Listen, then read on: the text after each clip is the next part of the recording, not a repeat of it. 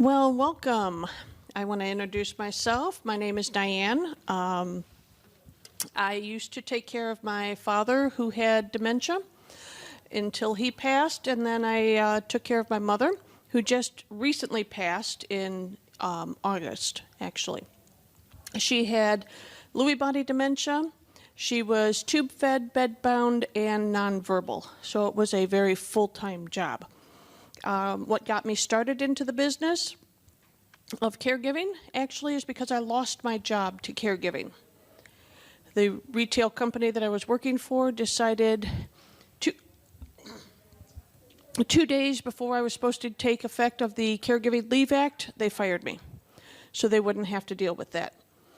So I found some friends. They said, hey, Comfort Keepers is hiring. I said, I can take care of Mom, I can take care of them.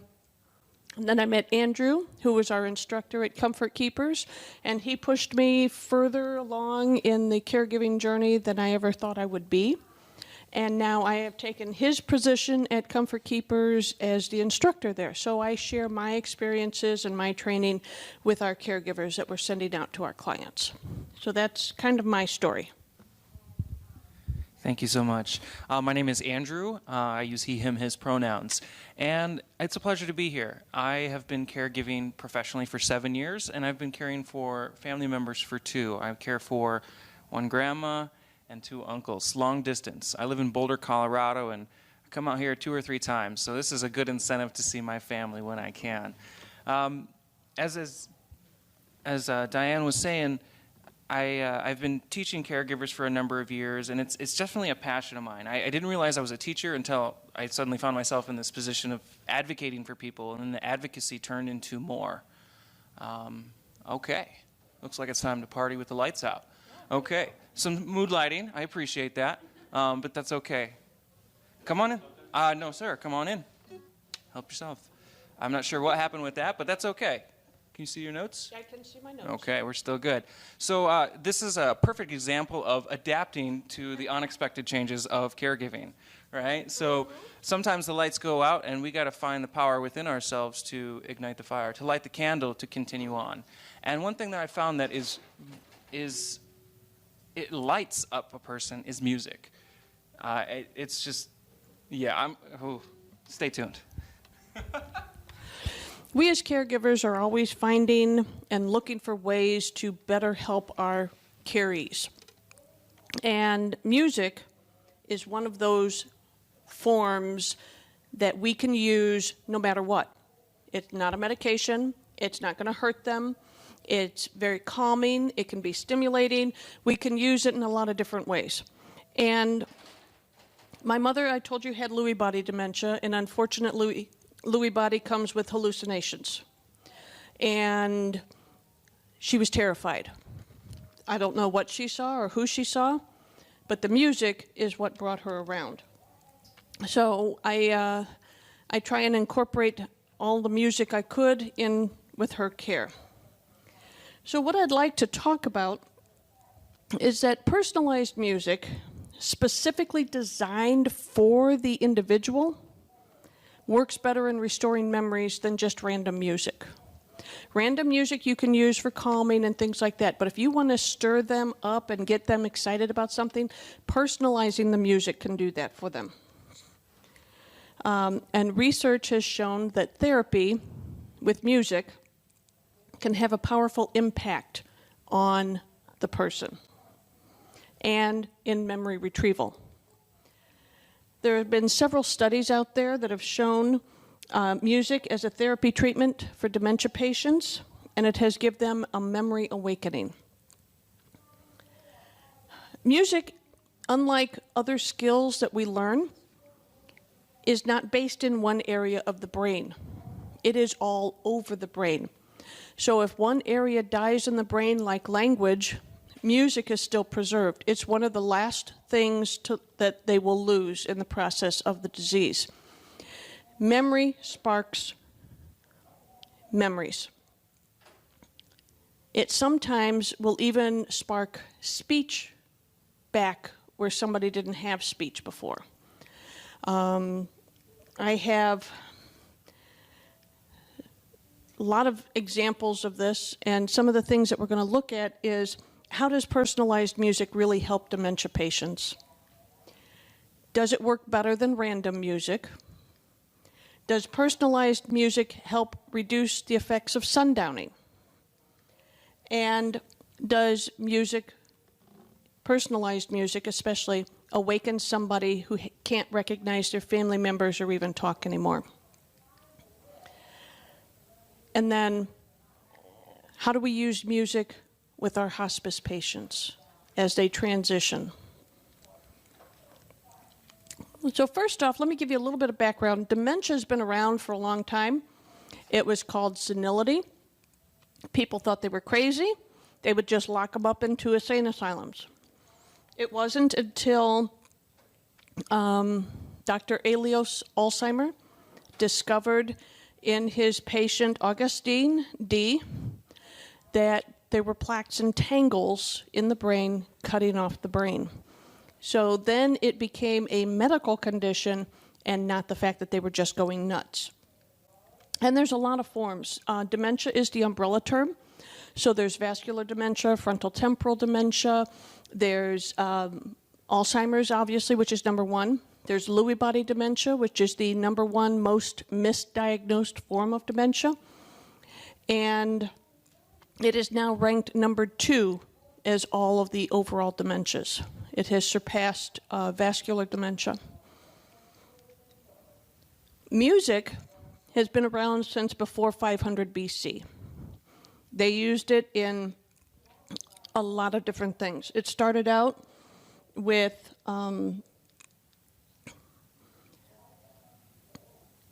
the minstrels. It started out with the Catholic Church using it in their services. It progressed with minstrels going around and being able to spread the word through song. And we hear it in all forms today, from soundtracks of movies. We have certain things that even you will have as sparking of a memory. So, where'd my little thingy go? So with this one, I want to see if you recognize or what picture this music sparks in your head, okay?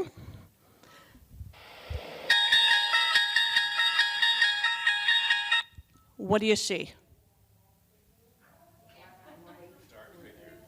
Yeah. Right? Psycho, right? Or the Twilight Zone, whatever, right? Okay. So this one, oops.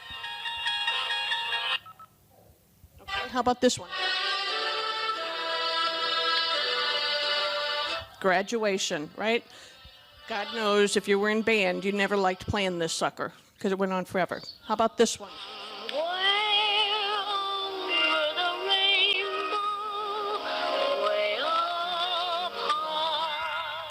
Now, do you picture her in her red ruby slippers going down the yellow brick road? Right? Okay.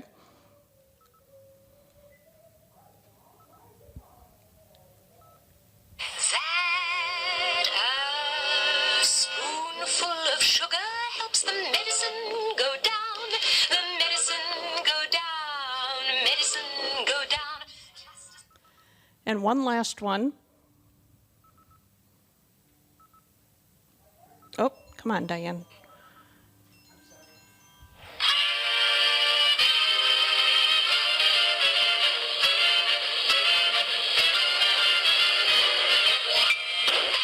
And right there, you all, I know, pictured him tripping over the ottoman, correct? So this is how powerful music is, that it remains in the brain. That show has been off the air for I don't know how long, but yet we all remember him tripping over the ottoman. So,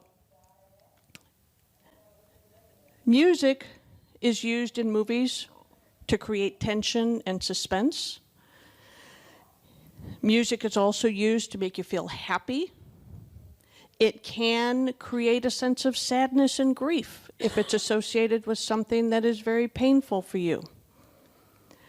And it is noted that preliminary practical investigations have demonstrated that emotions such as happiness, anger, and fear, and sadness, can be created and recreated by music.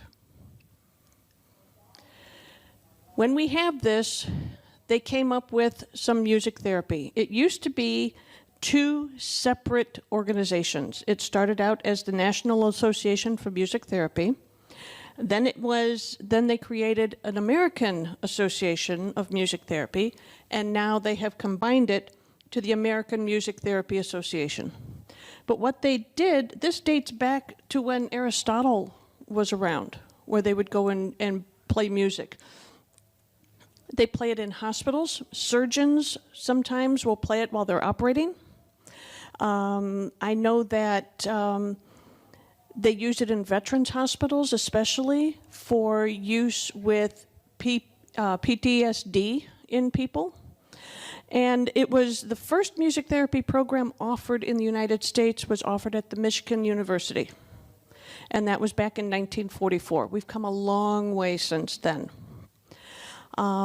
They have developed now standards for training and education to actually become a music therapist. I am not a music therapist. I have a music background. I went to the University of Illinois as a voice major, and I just found that music is very joyful for me. That's my whole passion behind all of this. They started up with coming up with training and certifications for people to become music therapists. And it is now worldwide, and it covers over 30 countries in the around the world and within the U.S. So it is becoming a lot bigger. However, people specifically trained in music therapy for dementia patients is very, very low. They use it in with children, they use it in other areas, but with dementia patients, it's a very low percentage of people that can do this.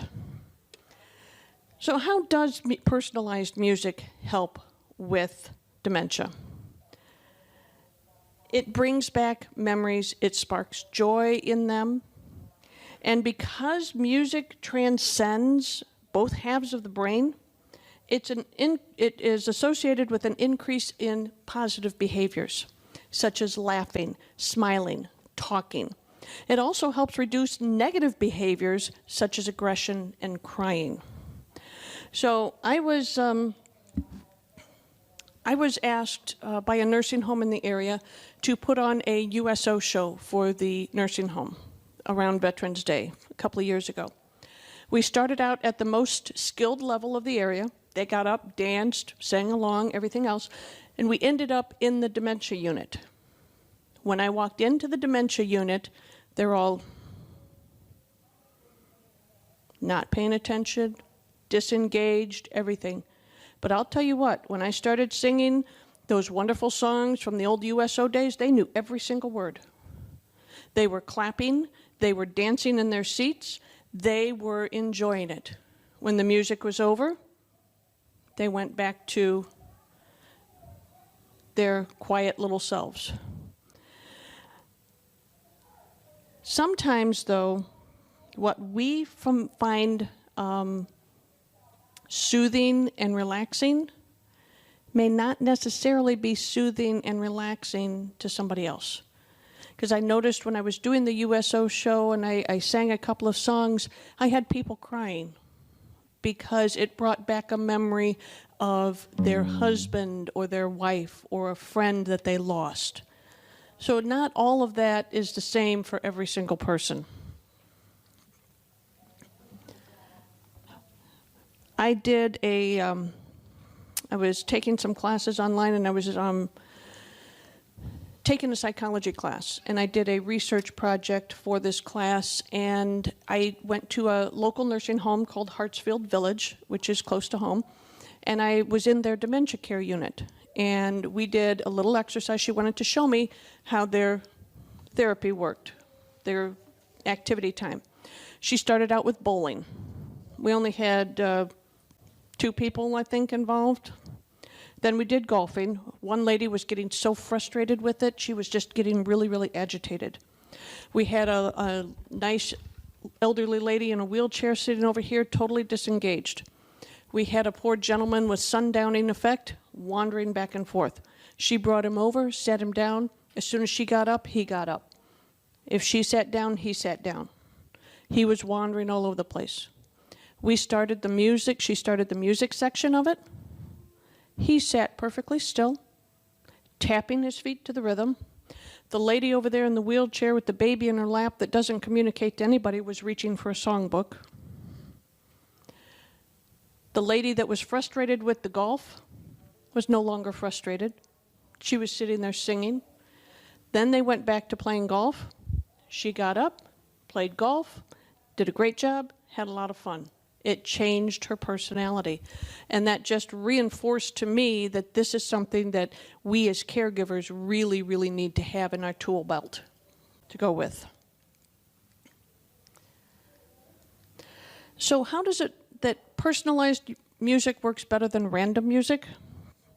It's been documented that people can sing songs from their youth long after other memories are gone. And I found that we do a music ministry from our church every fourth Sunday of the month at one of the local nursing homes. And we have been told by the staff there that we are the only group that comes in that actually engages the people. We sing the old hymns that they like. They're singing out loud. Then about 15 minutes later or so, we switch to what we call the back of the book. We sing Take Me Out to the Ball Game. The ones they love the best are all the patriotic songs. It is the worst sound you could actually hear because nobody can sing on tune, but it is the best sound that you can hear because they're engaged. They're singing. They're enjoying it. They thank us for coming. Some people have now started asking for requests. And actually, they've stumped our piano player a couple of times where she didn't know the song that they were asking for. But I'll tell you what, we looked it up. We brought it the next time we were there. We start out with them doing hymn aerobics is what we call. And we start out with a song called Deep and Wide. It goes deep and wide. We get them involved. Their hands are all over the place. I don't care what the motions are, but they're moving. And that's the point with it. And they are enjoying it. They love it. So working alongside our families, and if we're not too far in the disease process, finding out what your caree's music favorites are is a good way to get started. I will tell you, if any of you ever have to take care of me later and you play country music, it ain't going to work, because I'm not a country music fan. So just letting you know, just in case. I made a CD for my dad of some of his favorite hymns and songs that he liked. I had my mother in the hospital. She was unresponsive. They rushed her to the hospital. And it happened to be a medication issue, but they had her in ICU and on a breathing machine. It was doing the breathing for her. She was not helping at all. And I asked them, can I bring in her music? Of course, after going through all the IT inspections of the tape player and everything else, I was allowed to bring it in. As soon as I started playing the music, tears came out of her eyes, because she always cried when I sang anyway. Not because it was bad, but because she enjoyed it so much. 2 days later, she was off the ventilator, breathing on her own, and able to go back to a regular room. That's the power behind it.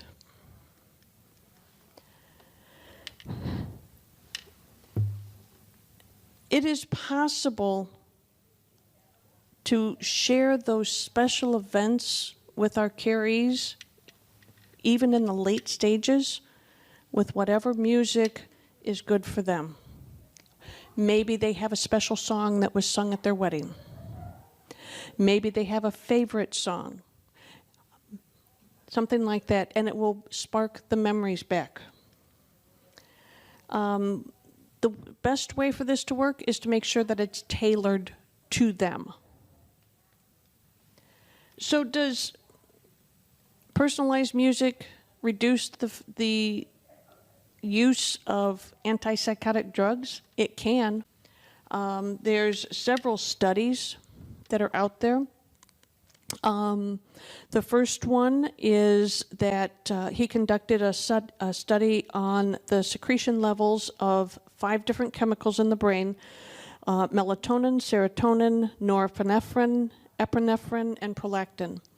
And they found that with personalized music, 30 minutes a day, 5 days a week, and they did this study for 30 days, they increased the levels of melatonin in the patients that were involved in this study, and it lowered their aggression and their depression, and it enhanced sleep behavior. The second one did a study of 26 different nursing homes and their effectiveness of personalized music to manage depression and delusions. The results were 55.9% of the residents improved.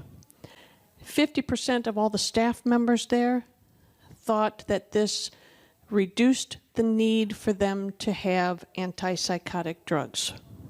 Isn't that a lot better way of treating them than pumping them full of medication?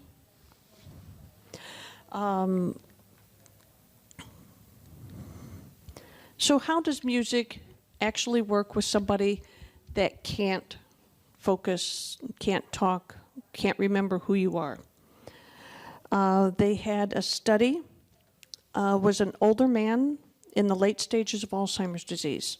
This man required a high level of care and had not spoken in 3 to 4 years. So she just, Conchetta was a music therapist, and she tried a different form of therapy on him. She started singing a Yiddish song to him. At first, it was noticed that he seemed to be a little bit interested, but within a month, he was singing with her. Now, this guy hadn't spoken in 3 to 4 years. He also started talking again, and he continued talking long after that. There's a couple of other studies that I would suggest that you, if you're interested, to look them up.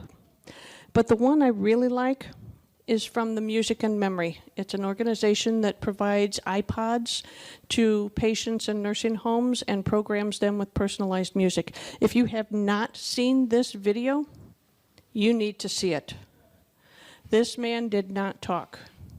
He was slumped over in his chair. They put the headphones on him. He comes alive. He starts dancing. They start talking to him afterwards, and he just goes on and on and on about the music. It is fabulous. I highly recommend that you look at a Live Inside video. It's very, very, very powerful. There was a gentleman in London, and he would go around to nursing homes and play some music and things like that. And he started at this one nursing home, and this lady got up, walked over to the piano, and started playing. And she was a former church organist, but she hadn't done anything in years. But the music brought back all of her piano playing that she did for the choir. It was wonderful. So how do we use music in those last days during hospice care? So I'm going to turn this over to Andrew because he's had experience in this area, and I'm sure he can give you some great insights on that. Thank you, Diane. So my work began, I started volunteering with hospice 5 years ago, and at first going into individuals' homes and in the senior living communities, it was really intimidating. I didn't really understand what I was doing there, why I was there, what was going on, awkward conversations. This person is progressively dying, and I didn't really know how to process the emotional impact that it had on me. And over time, I I just had the courage to bring my guitar. And I was like, okay, I'll just do this. This is a comfort zone. This is what helps me find peace. And I brought my guitar, and I continued to do that. And I would play during a dinner time when everyone was gathered together, or I would go into individuals' rooms. Specifically, one instance that I had that was tremendously impactful to me, I walk into this gentleman's room, and he's asleep in the bed, and I had visited him a couple times before, but this particular instance, I talked to him, and he was non-responsive, and so I turned out the lights, I sat on the ground, and I started playing the guitar. And then I see some movement, and I just continued to play. And eventually he started to sit up. So I went over to him, and I leaned his head up a little bit and helped him adjust to where he was laying. And he says, "You saved my life." And it was that moment that I realized that music was extremely powerful. And what I did is I helped him sit up a little bit more, propped him up with some pillows, and then I gave him the guitar. And I found out after talking with his family a little bit more that this gentleman was in the Navy, and when he was in the South Pacific Sea, he took his guitar to over 20 different countries. He sang for years and years and years and years, and he hadn't touched a guitar in over 20 years. And so when I handed this to him, a spark of energy erupted within him, and he began to move his hands along the guitar and to strum a little bit. And you could tell he didn't have the strength to press down and to create a chord, but you could see that the music was alive inside of him, that it was transformative and powerful. And so what I did is I knew that this was something so powerful, so I went out and I found one of those little mini guitars, and I gave it to him so that every staff member who came in there could play some music, could hand it to him on his final days, and regardless of whatever sounds came out, he could have that connection that was true for him, that brought him back to the youth. Because as we know with dementia and Alzheimer's specifically, these people sometimes time travel. They don't remember what's most familiar, but they go back to their younger years, their teens and their 20s, and sometimes even their mental state is that of someone who's 6 or 7 or 8 years old. So this childlike engagement really allowed an opportunity to meet this person where he was. And I've found this over and over. Another client that I have, I love it so much that I can have YouTube and create a playlist and go through songs from the 1930s and 40s and play them. And I watch how my client interacts. And when there's a spark, and when there's a story, and when there's a conversation, that's the song I add to the playlist. The songs that don't get a response for, not even important. I have this playlist of 45 songs now that when it's time to go over and visit my client, I'm always putting the music on. And you know what? I have the same conversation with her 6 or 7 times within a frame of a song, and every time I visit, it's the same story. But the fact that she's engaged, the fact that she's remembering, the fact that she's becoming alive and joyful and starts singing in French blows my mind. And so we have to remember to adapt to their needs, to find the personalized music. Because general music doesn't work. When I try to play my music, it doesn't happen at all. She's like, "What is that? Can you turn it off?" No. So we find her music. We find the songs that were in her youth.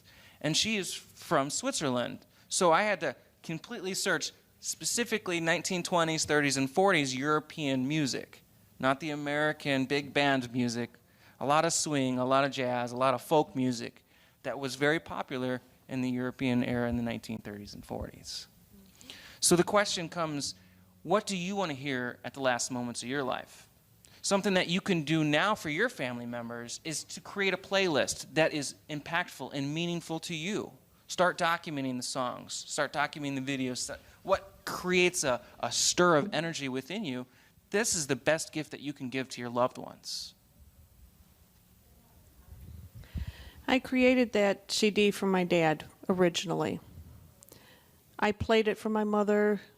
She was listening to it when she slipped away in her sleep in August. It brought her immense comfort. And when she had the worst hallucinations in the world, where people were absolutely terrifying her, I had sleep music in there for her, calming, things like that. But I would put that CD on, And all of those individuals that were in her room weren't scaring her anymore. Everybody. And that's what brought me comfort, as well as her. We can use the same aspect for ourselves as we're caregiving. I don't know what your individual stories are. Everybody's experiences in caregiving and what they're going through are different. But I'll tell you, I had days where she had nonstop screaming fits. I was at my wit's end by the end of the day. But if you take your own personal playlist and make one for yourself, I would go in the other room, I'd close the door, I'd turn on my music. I could bring myself back down to a level that I could go out then and take care of her. It's not only for your carry, but it's for you as well. You can start out with a special song that you play every time they're in the shower. They hear the song, they know it's time to take a shower. Special music for lunchtime. Special music for dinner. Put on certain music that says it's time to go to bed. They'll remember it, they'll recognize it, they'll know, okay, now it's bedtime. And it really does work. So with what we've had, and I wanted to make sure you saw this picture here. On the left-hand side there is your brain at rest. And you can see from this MRI here what the brain looks like. The one on the right-hand side is when they're playing music. Look at how much activity is going on in the brain when you're playing music. So to summarize, there's basically at least 7 benefits for personalized music. It's a way for the professional staff to give pleasure to patients with advanced dementia. I mean, if not all of us can keep our loved ones at home. Sometimes we do have to put them into a facility. What a better way for the staff to be able to treat your family member than to be able to play their list of music. It offers them an enjoyable, fulfilling activity for the person on dialysis, if they're going through that, if they're going on other kinds of treatments, chemotherapy, if they're on the ventilator like my mother, or if they're just simply bedbound and can't get out anymore. It makes the patients more cooperative, more attentive, and more willing to accept care because it's calming. It brightens their mood with the family members around and with staff, because we know there are some people in our family that just cannot accept what our loved ones are going through. They don't want to see it. It's a normal reaction of the disease process. But if we can calm everybody down with music, it makes the whole family gathering a whole lot nicer. It calms people. It makes them less agitated. It helps with the effects of sundowning. And it often reduces or eliminates agitation. They become more engaged in their surroundings and with staff if they're in a nursing home. And it's a powerful tool that we can use to help reduce the use of anti-psychotic drugs. So, in conclusion, personalized music is a powerful form of therapy for dementia patients, but you don't have to be a music therapist to help create it. Okay? It can bring them comfort and joy when they're agitated, reduce the needs for the antipsychotic drugs.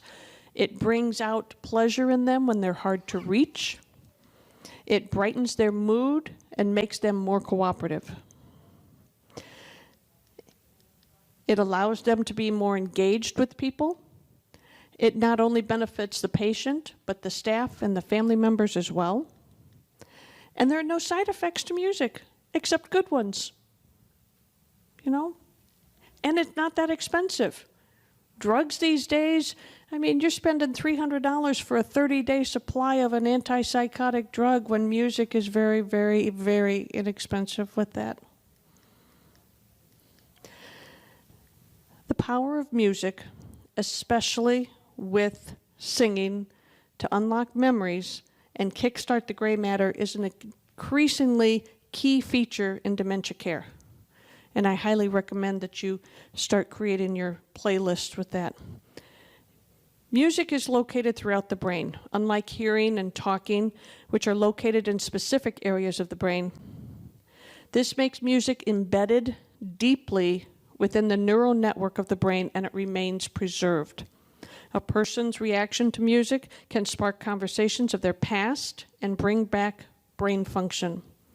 It can reach the deepest emotions in the individuals with dementia, even when they can't remember the most recent things. It's profoundly linked to personal memories. In fact, our brains are hardwired to connect music with long-term memory.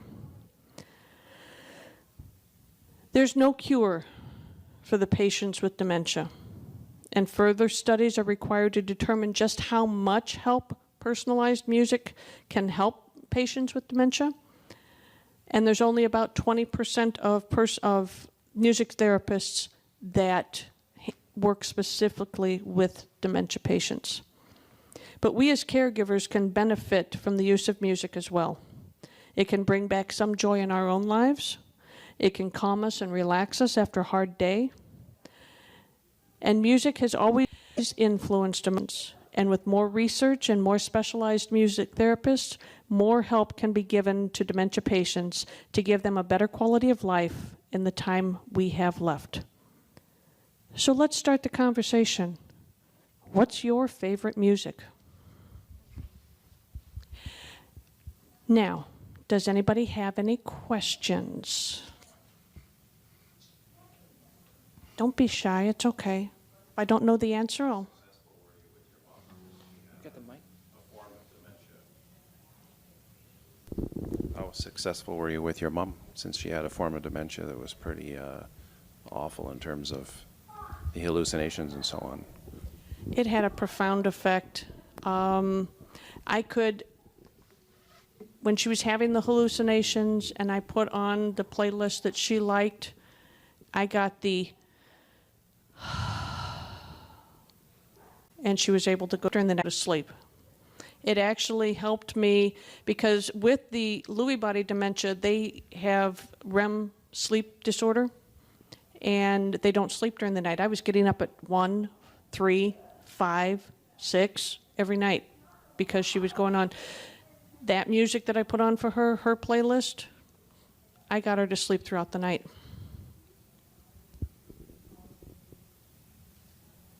Anybody else?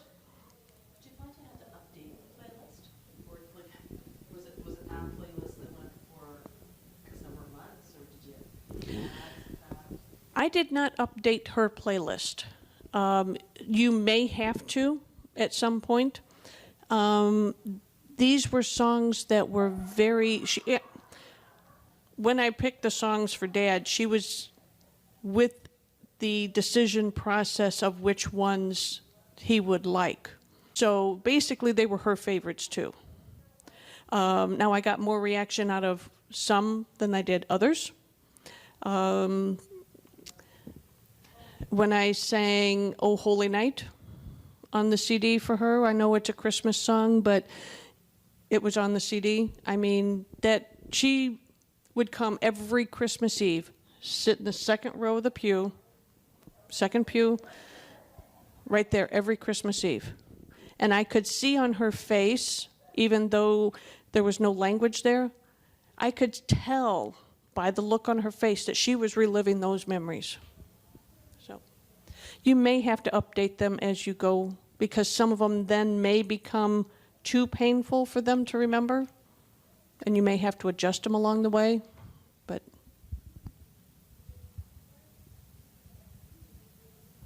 anybody else?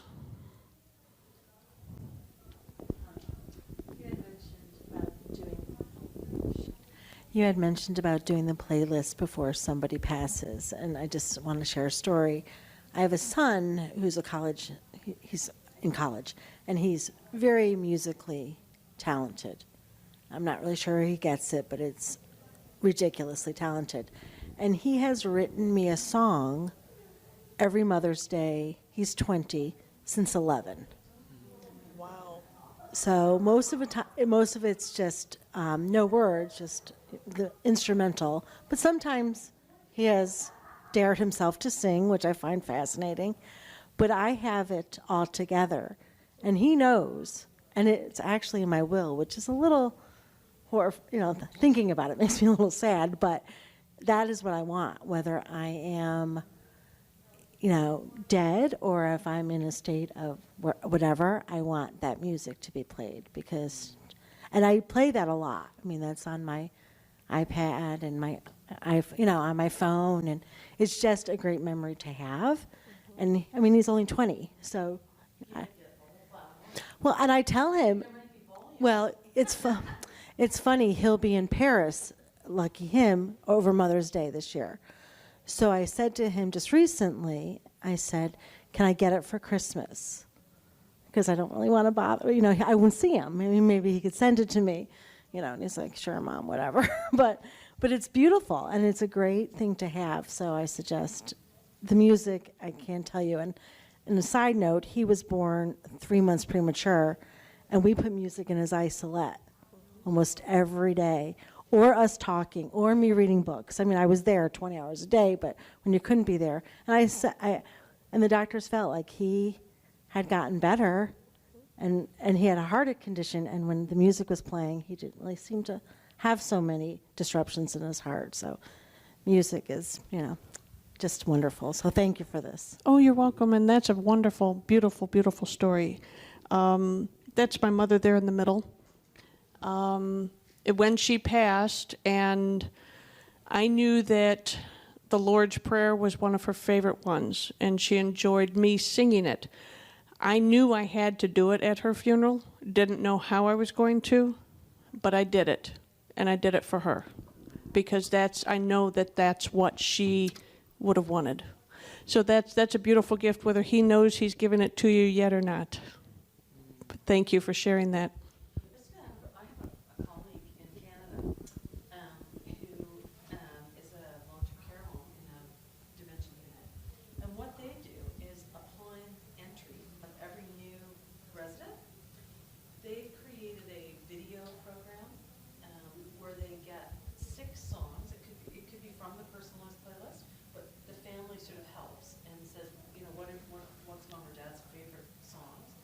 And then they create a 20-minute video based around the music, and they have to bring in images as well. And I think that's such a great idea because they do it within, I think, the first 10 days of entry, and so they play it for the resident each day, so they can sort of remember who they were and kind of connect to who they are. And then they give a copy to the family as well. But it's really driven by the music, and it's another adaptation of personal playlist, but with the visual. I think that's a really great application. It is. That's wonderful. My nephews actually made a Christmas video for Mom of some of their growing up activities, and they put music behind it. And when she was still able to sit and see the TV, I thank God it was on a DVD, because if it were on a VHS, we would have worn it out. Because that was. It's an interesting application of what you're saying about Yeah. personalized music, right? Yeah. Kind of diarizes something. Yeah.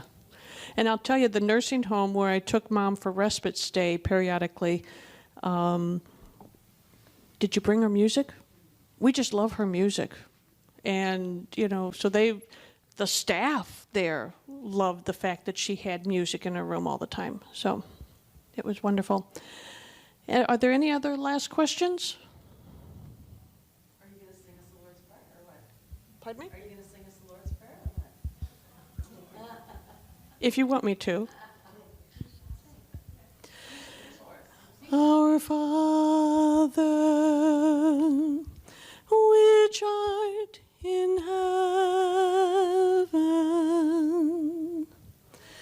hallowed be thy name. Thy kingdom come.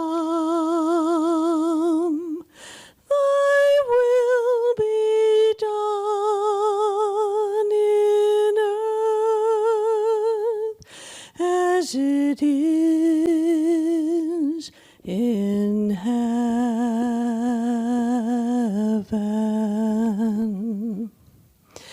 Give us this day our daily bread, and forgive us our debt as we forgive our debtors. And lead us not into temptation, but deliver us from evil. For thine is the kingdom, and the power, and the glory, forever.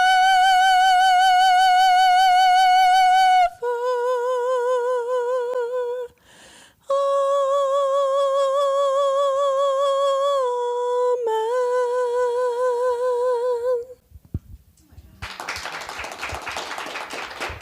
Thank you. Thank you. The slides are downloaded on the app for you.